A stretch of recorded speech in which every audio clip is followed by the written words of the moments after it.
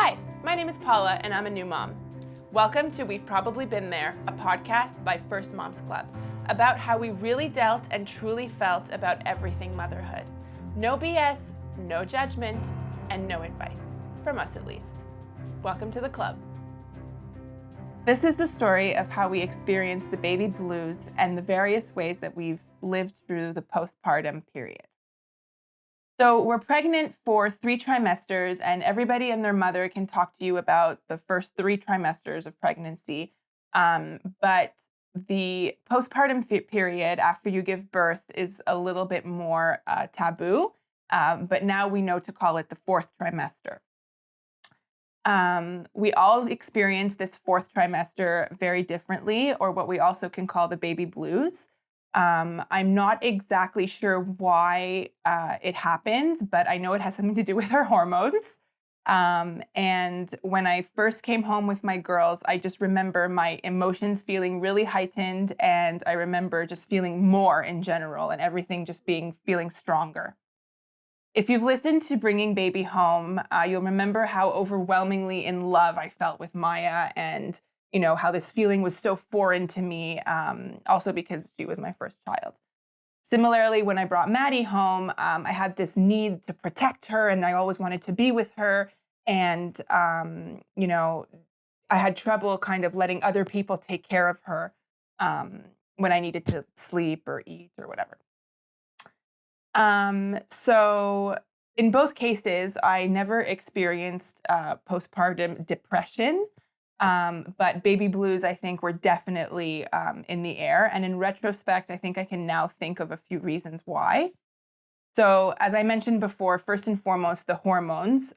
Again, I'm not exactly sure what happens in your body, but, we just created life, and that's no small undertaking. So I'm sure there has something to do with the physiology of your body. Second, I think also there was a certain mourning of my old life. So I was a little bit sad because the change in my life was so drastic. So there was a certain mourning of my old life that made me a little bit sad as well. And thirdly, my children, when you bring them home, they're so dependent on you, to eat, to sleep, to survive. And that put a lot of pressure on me and a lot of anxiety because, I thought there was no room for mistakes. Mm-hmm. So all these feelings got kind of juxtaposed one on top of the other, and it was overflowing my cup that was already full. And I kept thinking to myself, is this what it means to be an adult? Is this adulting? So again, a lot of overwhelming anxiety. Today I'm joined by Vanessa, mom of 2. And again, if you've listened to Bringing Baby Home, you'll remember Vanessa sharing with us a little bit about her story when she brought Emma, her first, home, and the lack of connection that she felt with her. So Vanessa, tell us what your 4th trimester looked like with your first, especially since we know a little bit about that story already. Sure. So that was a little while ago now, because my first will turn 7 in the fall. Oh, wow. But, I just want to start off by saying that so much of what you've said in the intro there resonated so strongly with me. You mentioned feeling overwhelmed, feeling the anxiety, wondering if this is what it means to adult, quote unquote. And I remember, even though it was a little while ago now, feeling all those feelings and feeling them so strongly. As you mentioned, I did struggle with some postpartum, I guess I would just say, issues when I brought my eldest, Emma, back. I never got a formal postpartum depression diagnosis, so I don't want to call it that. So obviously, I don't take that lightly. And people who suffer from postpartum depression ought to seek out the help that is or should be made available to them. But certainly what I did feel, and I felt strongly, was postpartum anxiety.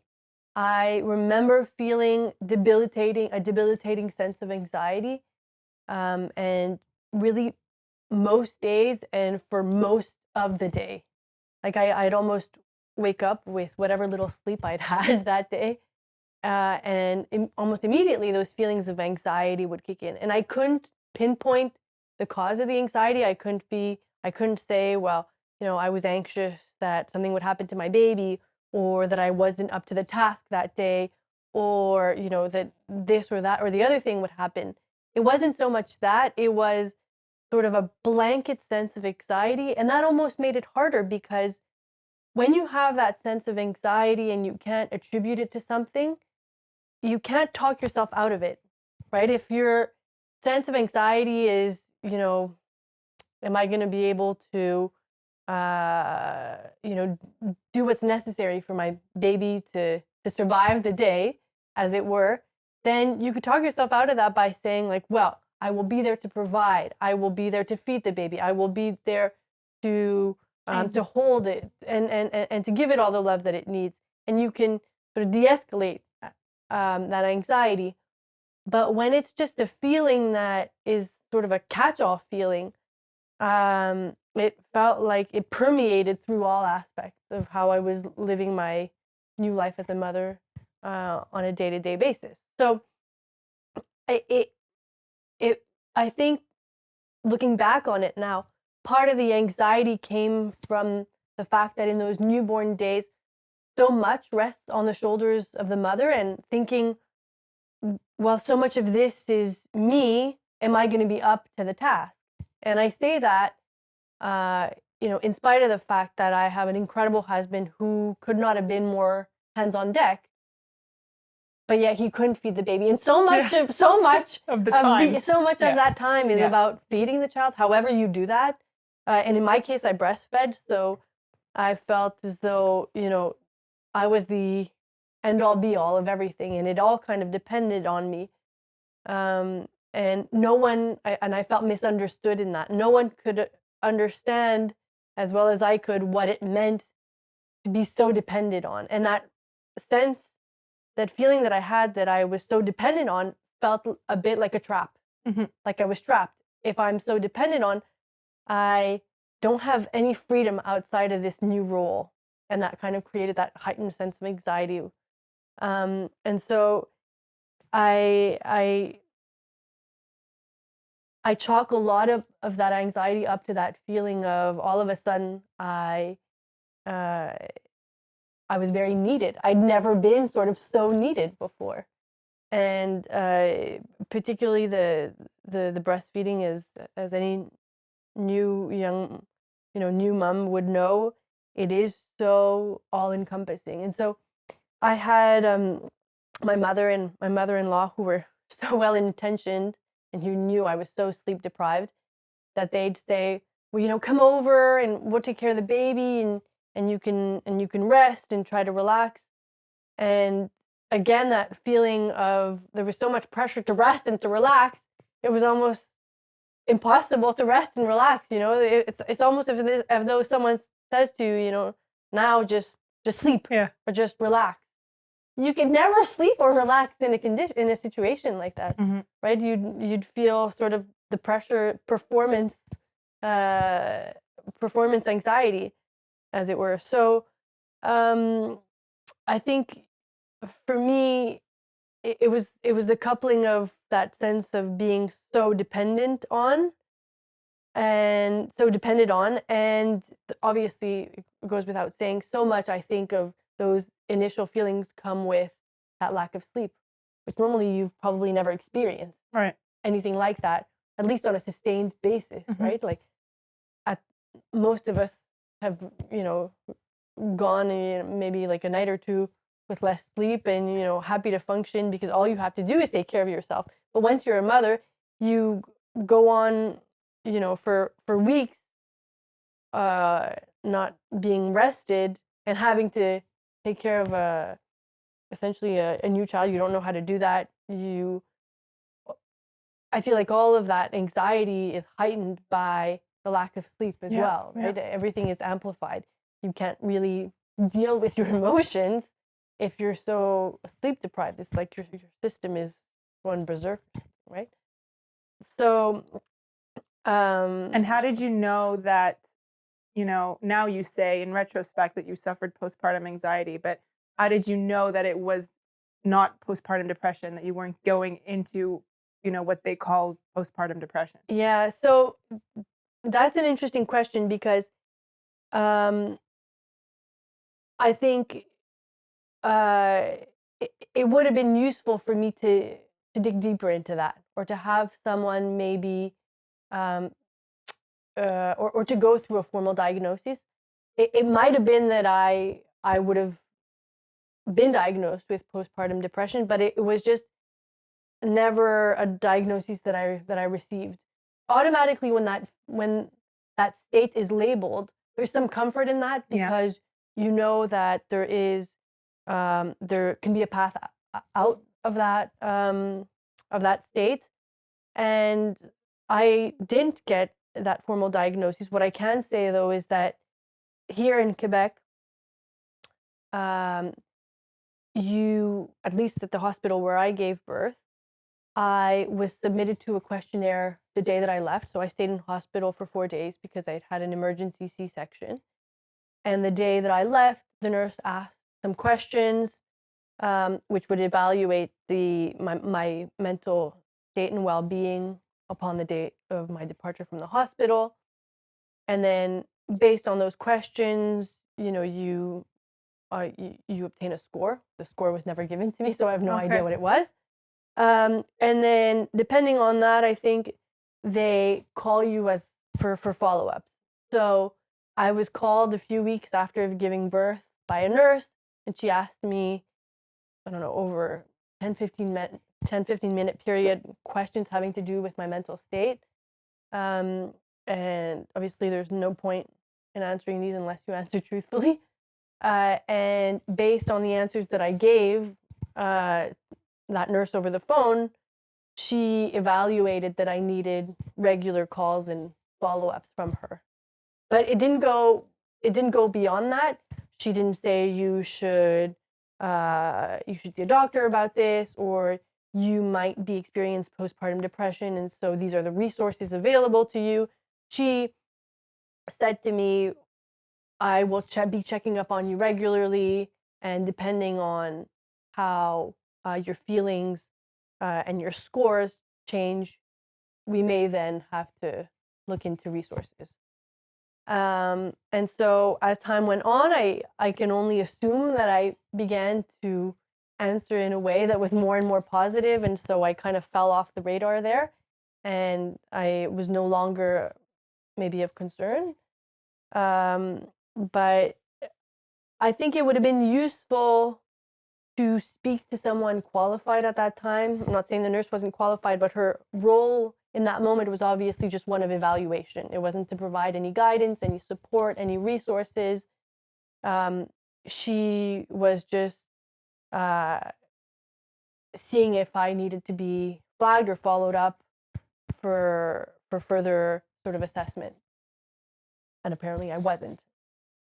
But nonetheless, I felt very strong feelings of uh, loneliness. What I can only say are feelings that are akin to uh, feeling very low.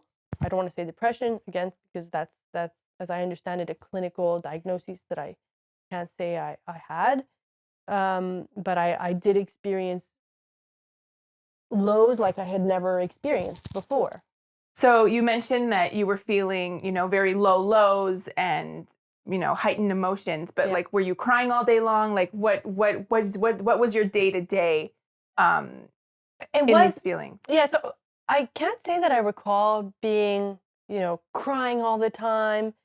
It wasn't so much that. It was, although there was a lot of crying, I do remember crying at the drop of a hat. The most insignificant thing um, could make me cry.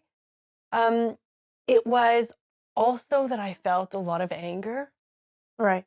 and a sense that I had uh, lost myself, that I didn't really know what I was doing, that I wasn't well suited for this new role. Just a lot of despair. It sounds maybe melodramatic to say that, but I genuinely can't think of a better word. Just, and the feeling that I couldn't see how that would pass. I think that's a big, because you'll feel lows and highs, but when you don't think that you will ever get out of it, that this is your new reality and that everything is just like a black hole and there is no light at the end of the tunnel, I think that's where it gets to a point where maybe you want to seek out help. Because as I understand it, the lows and the highs are normal, but overall, you have a sense that uh, it's not a permanent state, and there is still like an overarching sense of like happiness that you're a parent and that you have a child. I didn't have that. Like I just felt it, like I was in a black hole, and that I couldn't see how I was going to get out of it, and how things were ever going to get better for me and for just like this little unit that we had built. It was just, I was just like, wow, we're all just going to be miserable together forever. And that, I think it was that, that's the scary part. Yeah. Uh, and a lot of anger, not at my child, but misdirected, completely misdirected anger, for instance, at everyone under the sun. So like at at, at my husband, I remember that my husband took 3 months paternity leave. And as I said before, he was really as hands on deck as you could be, save for breastfeeding, which he for obvious reasons couldn't do. He was doing it all. And if I was waking up in the night, he'd wake up too because I'd make him. And he was incredibly devoted and took to parenthood and fatherhood faster and more easily than I did. But in that time, on a few occasions, he'd say like, "Well, I was thinking I'd go like rock." He was into rock climbing at that time. He'd say like, "I was thinking I'd take like 2 hours to go rock climbing," and that would just make me blow a gasket. Like I would just that You're not leaving me alone in this no, black hole. that's right, and I could not do that, and so I felt a deep sense of injustice that he could do that or make that request because it was unthinkable for me to do that. And I felt that was so unfair.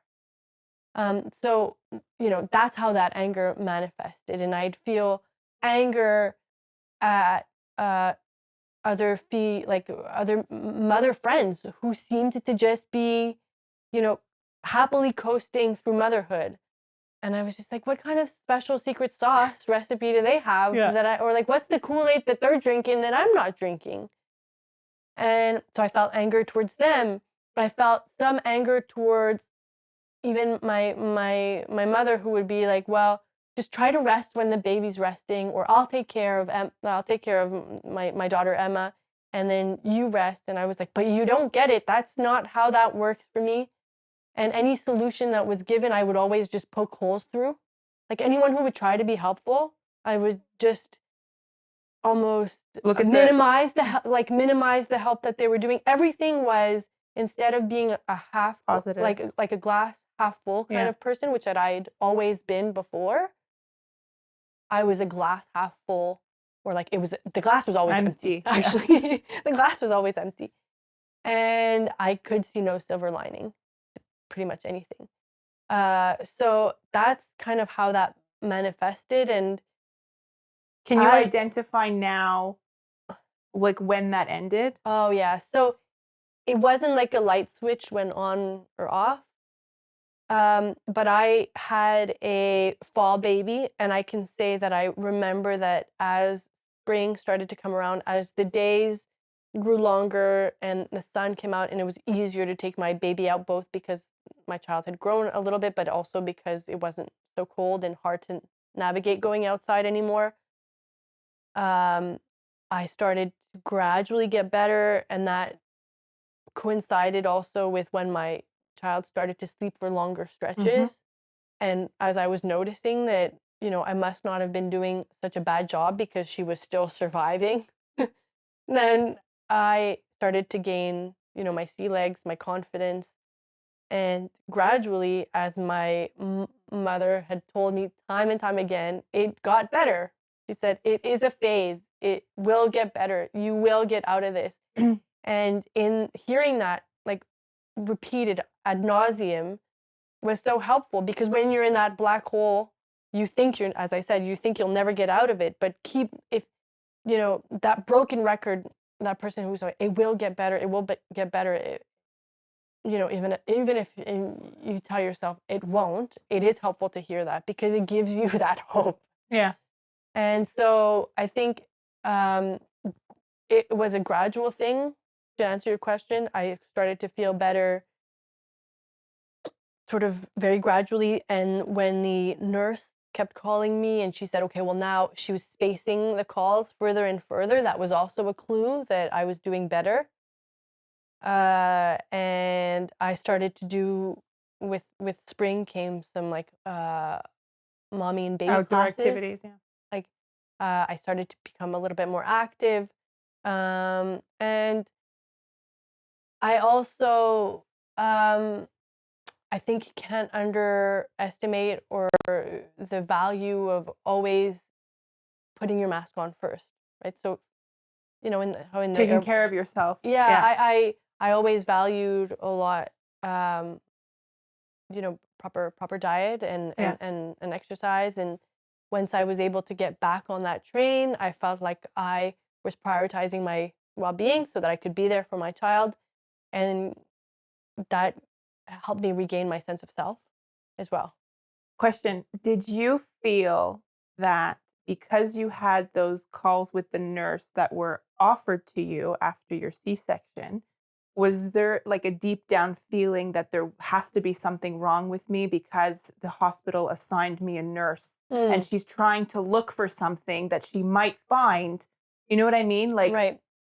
W- Well, yeah, that was certainly, that was a clue. I had by then, a few other mom friends who I'd asked, "Are you being called by a nurse?" And they, all of them indicated that maybe they'd been, called once after having given birth, but that there had been no follow-ups. So yes, that was an indication that maybe I was going through something. Um, and I was sufficiently in tune with myself to realize that I wasn't that well. So I knew that for myself, and I didn't, the calls by the nurse were just sort of a further affirmation of that. I understood that I was going through something. I also know that this was something that ran through my family on my dad's side, and I think there is some evidence to suggest that there can be some hereditary features to that. I can't speak to the details of that. I don't know them exactly, but I kind of understood there to be an element of that. And uh, I I just kept on keeping on, and doing. Eventually, when I started doing the things that I knew were right for me, I turned a corner, and it was a factor, a number of things that I think helped me get through that. so there was no like, there's nothing that really helped you get over it. It was just kind of time and weather and just a lot of different factors that played into you feeling better, Emma growing up, you getting more sleep. There wasn't anything, there was no secret sauce, like you say, or there was no, apart from your mother telling you it's going to pass, but there was nothing specific that you did that helped you feel more positive. It just time healed all wounds. Yeah, I can't say there was, to answer your question. I wish I could say, like, this was the thing. Mhm. Um, Obviously, I haven't mentioned it, but you can't uh, underestimate also the uh, the factor the hormones played into that. Uh, I experienced an incredibly sort of a mental high sort of through pregnancy. I was very well. I felt very mentally even keeled, and I felt very generally unanxious, and I wasn't. It's I'm a bit of a worry. exciting. I'm a bit of a like Yeah. worrywart, and I felt really good through pregnancy. Yeah. And naturally, I am an anxious person, and I am like very much in my head, and I'm a warrior, and all of that was like. So I know how to Amplified. kind of deal with that. I've dealt with it for a long time, but this was on another level, like of another order of magnitude. That there You've was never like felt outside of the before. grasp of something I felt I could deal with. Got it. You know. Okay. But it wasn't the one thing. If I had to chalk it up to the one thing, I would say gradually getting more sleep. Um, I would say maybe that, although that wouldn't be maybe a true representation, or wouldn't give justice to all of the other factors that played into that. But yeah, Mm. it was it also, eventually after 3 months, my husband went back to work, and I think I gained confidence in all of a sudden having to do it all, and I was like, well, I'm doing pretty well at Yeah. this. Yeah. She's happy and thriving, and then, as your confidence goes up, you also start to be like, okay, well, I'm doing okay, and that was really good for my mental health as well, for sure. And you feel much stronger having overcome all that. I think at the end of the tunnel, saying I did that. Like I Yes. managed to get through it. I got through it. I can now take on the rest of the challenges, Yes. even if you don't know what the challenges will be, because I think that really also plays a huge part in it, is the unknown, right? Yes. And I would imagine that you feel stronger having overcome that. Yes, and because I think I had that such strong senses of inadequacy that were like fueling this mental state that I was in with my firstborn. Interestingly, I lived none of that with my second child, and I also had a very different birth story. It was much less dramatic, and it was a lot more seamless. So I think it's also maybe important to say that it's possible that to a certain extent my birth experience with my firstborn like trickled into my Yeah. feelings of her first 3-4 months, whereas I had a more seamless and easy experience with my second child, and by then, with my second, I knew that I was going to be able to do this. I'd done it Yeah, once before. She'd survived, Yeah. and she was, Doing good. thriving, I Yeah. would say. You know, tap on the back, and so I didn't feel those feelings. The second time around. Yeah, I didn't. You know, I tired for sure, and I felt a little low right after birth, just because I think that's just the hormone doing their thing. The hormones doing their thing. Yeah. But other than that, it was a very different postpartum experience. Yeah, sure. Well, thank you very much for sharing your story with I'm us, happy to. Vanessa. And I'm Thanks. sure we'll see you back here soon. Okay, I sure hope so. You've been listening to We've Probably Been There, a podcast by First Moms Club. Follow First Moms Club on Instagram, Facebook, and TikTok. Watch us on YouTube and Spotify, and listen to us wherever you get your podcasts. Join us next week for more stories about this roller coaster we call motherhood. Thank you for listening.